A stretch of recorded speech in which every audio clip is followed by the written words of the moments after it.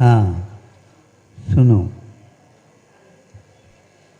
यह तो आप लोगों को ज्ञात हो रहा है धीरे धीरे, किंतु वह पक्का होता जा रहा है। किंतु महाराज जहाँ पर सम्यक दर्शन को हम सोचना या पहचानना चाहते हैं अथवा प्राप्त करना चाहते हैं, वहाँ पर कोई हम लोगों के लिए समझाने वाला नहीं है। तो उस समय क्या होता है? बहुत अच्छा ये प्रश्न है। प्रश्न क्या? इसको जिज्ञासा बोलते हैं, जानने की इच्छा। अभी ताली ने बजाए। हाँ शांत सुनो। एक प्रसंग जो आप लोगों के भाव है उसी प्रकार ग्रंथ में आता है, आधार से बोल रहा हूँ कि उपसम सम्मदष्ट स उपत्ति तत्व न घेपदी। वहाँ पर उपसम सम्मद दर्शन की उत्पत्ति नहीं मानी गई है। कहाँ? ऊपर से तो कोई आकर के उन्हें संबोधित कर सकता है, लेकिन स्थानीय जिसको बोलना चाहिए नरकों में जो सम्यक दृष्टि रहते हैं और कोई भी किसी को कृपा करके उपकार की दृष्टि से हित हो, इसका भी कुछ बातें आगम की और धर्म की बातें उसके सामने रखना चाहे, सम्यक दृष्टि वहाँ के रख नहीं सकता। उन्होंने बंद कर दिया। क्यों? इसलिए नहीं परस्पर उपग्राहक भाव वहाँ पर नहीं बनता।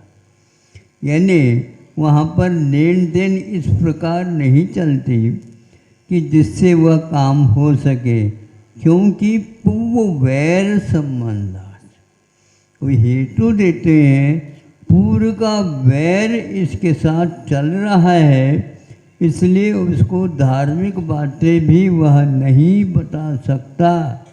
क्या सुन रहे हैं आप?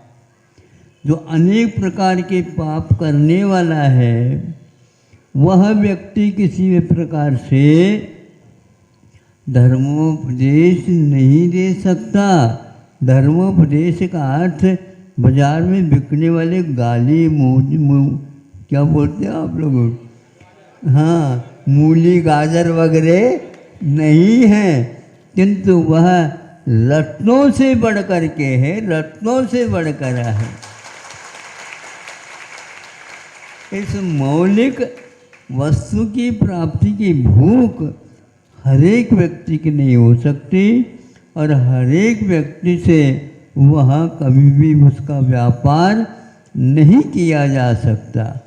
वह व्यक्ति उसको अन्य कार्य में ही ले लेगा उपयोग में, किंतु धार्मिक कार्य की दृष्टि से नहीं लगेगा। इस बात को सुनकर के एक बार चर्चा के दौरान गुरुजी ने कहा था, ये बहुत अच्छी बात कही है। जो व्यक्ति आज शास्त्र का प्रकाशन तो करता है, किंतु उसके माध्यम से पुनः उसको बेच करके उससे पैसा हुआ करके पुनः उसको चालू कर देना चाहता है। अरे दान, आज भोजन किया तो आज दान दे दिया, कल के यदि आप कमाओगे तो उसमें से दान दो, इसी को दोगे तो आपका अर्थ भी सीमित हो जाएगा। वह एक प्रकार से काम करना बंद कर देगा, इसलिए कि आपने उसका उपयोग सही नहीं किया। सही का अर्थ दुपक्वाहार के समान है। दुपक्वाहार कैसे है? एक बार जो भोजन बन गया, अब शाम के लिए लोभ लालच के कारण उसको पुनः बघार आदि दे करके चुपड़ा करके उसको बिगाड़ करके, मैं तो यही समझता था बघार का अर्थ बिगाड़ देना है, भी वो बिगड़ ही जाता है। उसको आपने भले लगा। कुछ लोग बासी को भी इसी प्रकार उपयोग में लाते हैं, वह एक प्रकार से चटक मटक की अपेक्षा से किया जाता। वैसे वह निरोगता के लिए नहीं, उससे बीमारियां होती हैं। जो अति लोभ के साथ काम करता है उसका वित्त का उपयोग भी सही नहीं होता। और दूसरा ये है कि उसी के साथ उन्होंने कहा उपकरणों के माध्यम से जो व्यक्ति अपना उदर निर्वाह आदि करता है वह ठीक नहीं माना जाता। उपकरण है तो शास्त्र भी उपकरण है, ये समझो। जैनितरों में भी स्वाध्याय का क्रम होते हुए भी उसका उपकरण के रूप में उपयोग नहीं करना चाहिए। जो आज धीरे धीरे हम देख रहे हैं इसका उपयोग इस ढंग से होता जा रहा है, ये गुरुजी का और अन्य शास्त्र सम्मत यह बात है। इसलिए उन्होंने कहा जो पूर्व वैर रखता है और उस वैर के ही सामने खड़ा हो जाता है, धार्मिक उपदेश वहाँ पर गौण हो जाता है। इसलिए उपसम सम्मतस्य उपपत्ति घेप पदे, क्योंकि वहाँ पर उनके द्वारा तो प्राप्त नहीं होगा। वहाँ स्थानीय जो पूर्व के नारकी हैं उनके द्वारा, किंतु देव लोग आकर के, सुन रहे हैं ना, हाँ, देव लोग आकर के जो इसके हित की बात कह देते हैं, जैसा सीता का जीव 16 स्वर्ग से नीचे उतर करके आया, वह जीव सीता को नहीं कहो, क्योंकि हाँ तो वह आया जो प्रतीन्द्र के रूप में था। हाँ हाँ हाँ, तो वह प्रतीन्द्र है। वो प्रतीन्द्र भी बहुत बड़ा होता है जिसका भी बहुत जल्दी मुक्ति होना है। वो आकर के संबोधित करता है, उस समय उसके संबोधन को बहुत अच्छे ढंग से रावण सुन लेता है। लक्ष्मण सुना दे लाल आग बबूला हो जाएगा, नहीं समझे। किंतु उस इंद्र का, जबकि सीता का जीव है, लेकिन फिर भी उनकी बात पूरी सुनी। अब सीता को भी मालूम है ये वही रावण है, लेकिन द्रव्य चेंज, क्षेत्र परिवर्तित हो जाता है तो भाव में भी परिवर्तन हो जाता है। इसलिए कभी भी उन उपकरणों का उपयोग आदि को नहीं करना चाहिए। व्यापार उसका नहीं होता है, ये हम कहना चाह रहे हैं, नहीं समझे। धीरे धीरे व्यापार की ओर यह गाड़ियाँ जा रही हैं, वो ठीक नहीं है। हाँ, इसमें स्पर्धा भी होती है, इसमें चोरी के भाव भी आ जाते हैं, इसमें संग्रह वृत्ति भी हो जाती है, अनेक प्रकार के कालुष्य हो सकते हैं, होते हैं, और उसका तो जिनवानी का तो कोई मोल नहीं है। कीमत नहीं का अर्थ कुछ भी कीमत नहीं, कौड़ी के बराबर ऐसा नहीं है। मोल नहीं का अर्थ क्या है? अनमोल है। हाँ, इसलिए इसको सावधान सावधान, ऐसा नहीं। और आज बगल में रखते हैं उसको, ये कितना स्तर गिरता जा रहा है। पहले इसके लिए ताड़पत्री इसी का उपयोग करते थे, और आज कहीं भी रखते हैं, उसी बैग में अपना सारा सामान भी है, उसी में एक कोने में समय सार भी है। ये ठीक नहीं है। उसके ऊपर अचार भी रखा जाता है, वह भी शुद्ध होना चाहिए।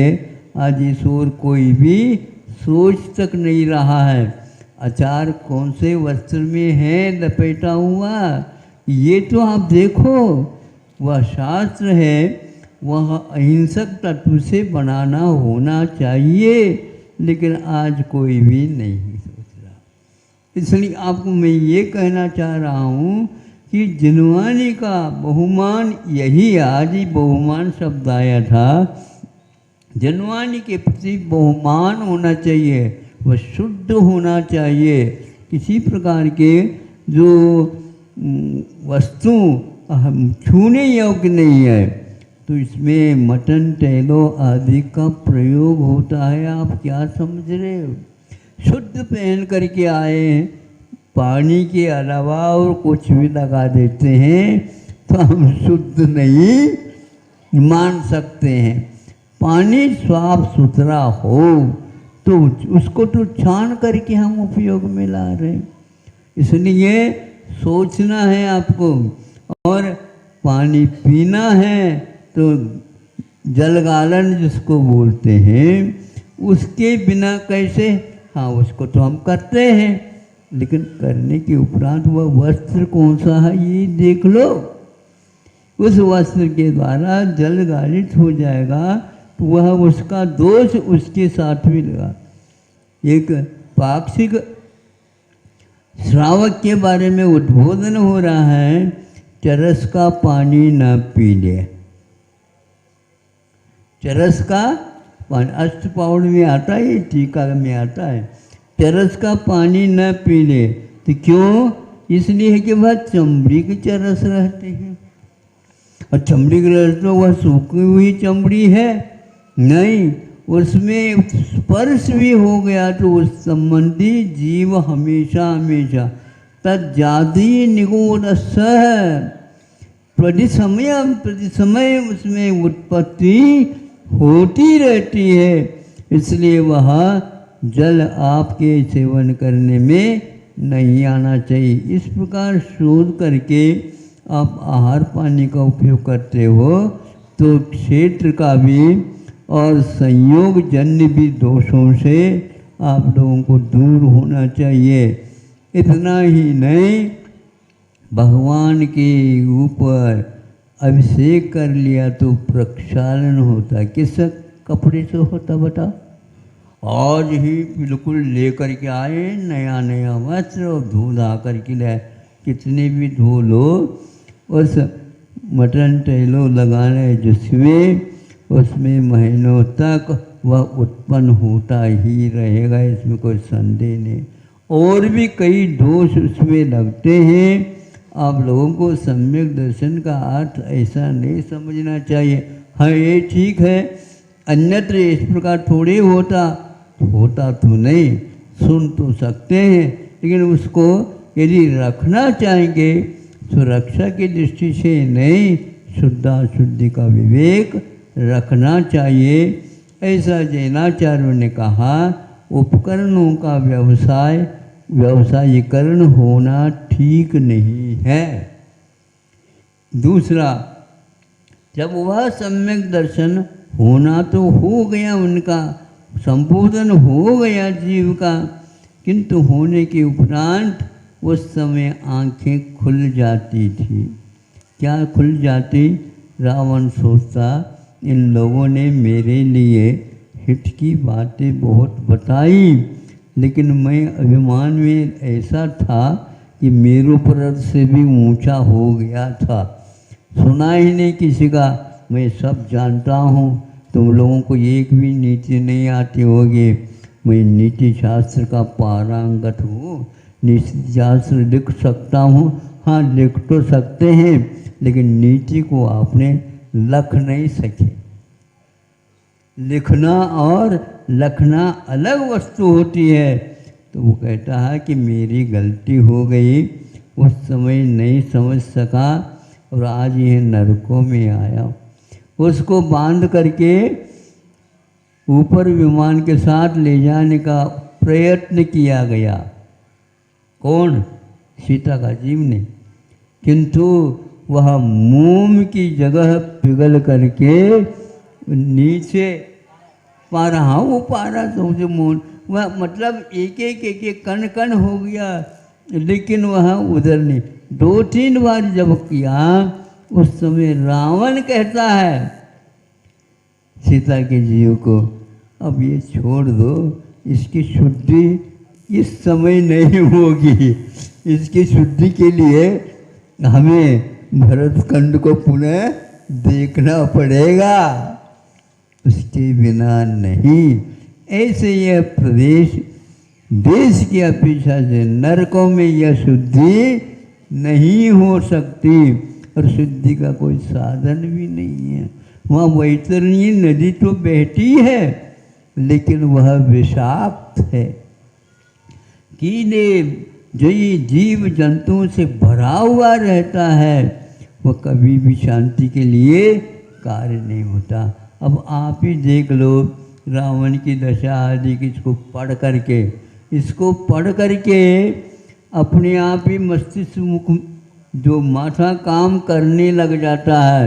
इसलिए जो व्यक्ति प्रसमान योग को निष्प्रयोजन मानता है, अब वह रावण के साथ कुछ दिन रह लेना चाहिए ताकि उनकी बुद्धि पलट जाए। हम तो यही चाहते हैं सबकी बुद्धि पलट जाए, लेकिन समय पर ही पलटेगी महाराज। निकासित कर्म बंद हो जाते हैं तो उनका काम नहीं होता। ऐसे ही स्वाध्यायशील बंधु हैं जो केवल कुंद कुंद साहित्य के अलावा कोई अध्यात्म ग्रंथ है ही नहीं, ऐसे मानने वाले हैं। शेष 3 अनुयोगों को वह अपना कोई साधन नहीं मानते। ऐसा निकासित कर्म का उदय है। बोधि समाधि निधानम कहा है। बोधि में रत्नत्रय, समाधि में रत्नत्रय के फल को कहा, और निधान का अर्थात आधारभूत माना है। ऐसे समंतभद्र महाराज जी को ही वो नहीं समझ पाए, और समंतभद्र साक्षात पुनः आ भी जाए, इन लोगों की कभी बुद्धि हमारे विचार से ठीक हो जाए तो हमें बहुत प्रसन्नता होगी। ये होगी कैसे?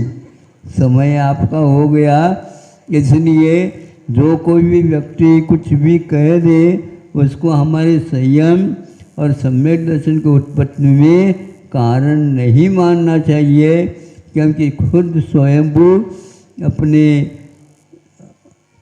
अपने कुंद कुंद देव ने प्रवचन सार में कहा कि छदमत विहित अत्रसु, छदमस्तों के द्वारा कषाय से भरे हुए हैं।